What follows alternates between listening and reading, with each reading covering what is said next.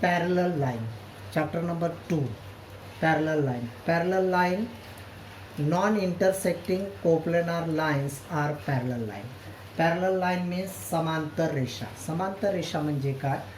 तर ज्या रेषा एकाच प्रतलात असतात परंतु एकमेकींना छेदत नाहीत त्या रेषांना समांतर रेषा म्हणतात. म्हणजे एकच प्रतल आहे हा फळा, याच्यामध्ये त्या एकमेकींना छेदतात का या दोन रेषा? तर नाही, म्हणून या रेषांना समांतर रेषा म्हणायचं. Non intersecting coplanar lines are called parallel line. Transversal and intersect. Transversal means a line intersecting two other coplanar lines in two distinct points is called transversal of the two lines. A line intersecting two other coplanar line. This line PQ and RS, these are the coplanar lines. This line intersecting PR is a intersecting this line intersecting P and R. Line L M are parallel line and X and Y are intersecting line. It is a transversal. So line X is intersecting the line M and N at point P and R. So Y is intersecting at line L is at the point Q and M at the point S. Means these two lines, line L and M, are parallel line and line X is in transversal of that line L and M. It means a line intersecting two other coplanar lines in two distinct points is called transversal of the two lines. And in the figure, the line L and line B are X and line Y be the transversal of the line L and M intersect. The segment cut off by transversal on two distinct line is called intersect. Means PR is the intercept, QR is intersect. Okay. आता दोन रेषा व त्यांची छेदिका.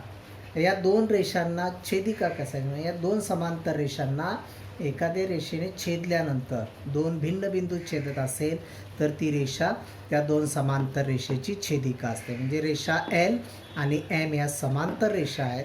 रेषा X आणि रेषा Y या रेषा L आणि Mच्या छेदिका आहेत. म्हणजे रेषा L आणि Mला रेषा X ही P व R बिंदूत छेदते, रेषा Y ही Q व S बिंदूत छेदते. आता आंतरछेद कशाला म्हणायचं की छेदिकेमुळे त्या रेषेचे जे दोन खंड तयार झाले छेदिकेचे की P आणि R याच्यामधला जो भाग आहे त्याला आंतरछेद म्हणायचं. Y छेदिकेवरचा QS मधला जो रेषाखंड आहे त्याला आंतरछेद म्हणतात. Angle form by transversal. In figure line N is the transversal of line L and M.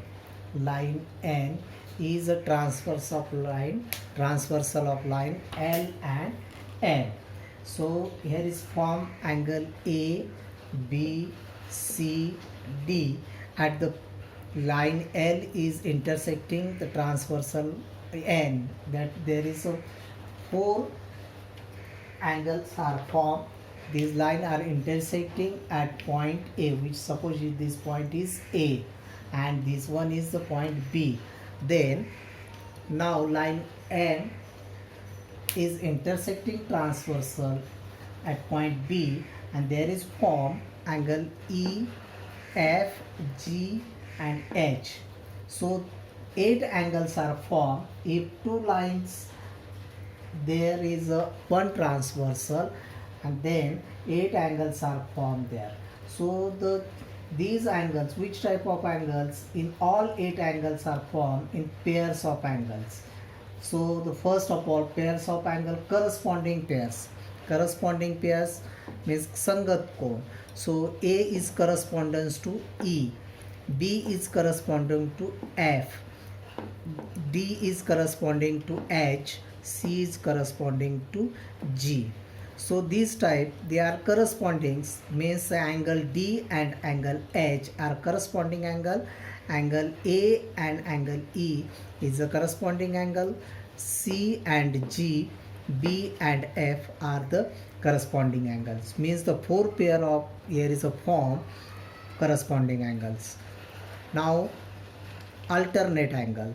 There is a two types of alternate angle. One of the interior and alternate angles and exterior alternate angles. So interior, it means interior side. So angle C, there is form a Z type figure, this type. So E, C and E be the alternate angle, B and H be the alternate angle. Means there is a Z is formed here like this one.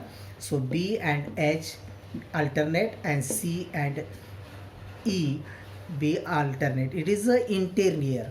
So exterior, mean D and F, A and G be the exterior alternate angle. Now interior angles. Interior angles C and H, B and E, these are the interior angle. The pair of these one, C and H, B and E be the pair of interior angle. अंतर कोणाच्या आपण बघूया की दोन रेषांना व एक त्यांची छेदिका यांच्यामुळे तयार होणाऱ्या कोणांच्या जोड्या. समजा रेषा L आणि M ह्या दोन रेषा एका प्रतलात आहेत, त्यांना N ही रेषा छेदिका आहे. मग त्यांच्या तयार होणाऱ्या काही कोणांच्या जोड्या आहेत. तर किती कोण तयार होतात की रेषा L आणि M यांना छेदिका N ही ज्या बिंदूमध्ये छेदते A आणि B, तर इथे एच्या ठिकाणी 4 कोण आणि बीच्या ठिकाणी 4 कोण, असे एकूण 8 कोण तयार होतील. या तयार होणारे जे कोण आहेत ते जोड्यांच्या स्वरूपात आपल्याला मिळतात. तर संगत कोण, संगत कोण म्हणजेच करस्पॉन्डिंग अँगल. कुठल्या संगत बाजू, एचा संगत बिंदू आहे ई, बघा ए वरच्या बाजूला आहे तर ई सुद्धा वरच्या बाजूला, बी खाली आहे तर बी एफ सुद्धा खाली, डी वरच्या बाजूला, एच वरच्या बाजूला, सी खाली आहे, जी खाली आहे. म्हणजे एचा संगत कोण ई आहे, बीचा संगत कोण एफ आहे, डीचा एच, सीचा जी. अशा पद्धतीने आपण संगत कोणाच्या जोड्या तयार करता येतील. व्युत्क्रम कोण, व्युत्क्रम कोण म्हणजेच अल्टरनेट अँगल.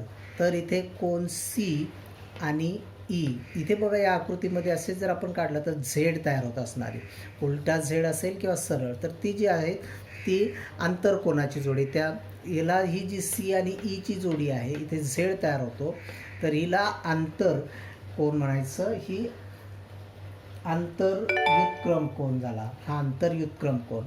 आणि बी आणि एच यांच्यामधील जो आहे तो आंतरव्युत्क्रम कोण. सी ह्या ज्या व्युत्क्रम कोणाच्या जोड्या आहेत ते सी आणि ई, बी आणि एच. डी आणि एफ या बाह्य व्युत्क्रम कोण आहे. ए आणि जी म्हणजे डी एफ, ए आणि जी 3-4 नंबरची जी आहे ती बाह्य व्युत्क्रम कोण, हे आंतर व्युत्क्रम कोण. आता आंतरकोण, आंतरकोण म्हणजे आंतर भागात असणारे. सी आणि एच एकाच बाजूला आहेत आणि ह्या कोणाची जोडी आंतरकोण. बी आणि ई हे एकाच बाजूला आहे म्हणून हे आंतरकोण. तर अशा पद्धतीने आपल्याला संगत कोण, व्युत्क्रम कोण, आंतरकोण की दोन रेषांना एका छेदिकेने छेदल्यानंतर तयार होणारे जे कोण आहेत त्याच्या जोड्या आपल्याला लिहिता येतील. मी इथे एक आकृती काढून दाखवतो, त्याची तुम्ही संगत कोण, त्याची नावं दिली त्यानुसार संगत कोण, व्युत्क्रम कोण, आंतरकोण यांच्या जोड्या लिहायच्या आहेत.